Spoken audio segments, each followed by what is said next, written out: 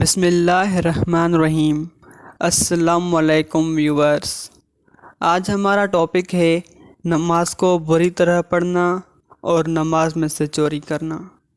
Number پہلا، نماز کو بری طرح پڑھنا۔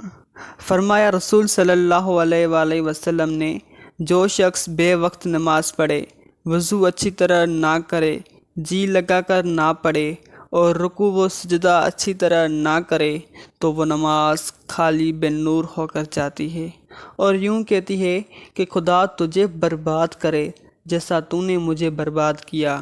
یہاں تک کہ جب اپنی جگہ پر پہنچتی ہے جہاں اللہ کو منظور ہو تو پرانے کپڑے کی طرح لپیٹ کر اس نماز کے منہ پر مار دی جاتی ہے، اگرچہ اس کو ظاہر نہ ہو۔ نمبر دوسرا، نماز میں سے چوری کرنا۔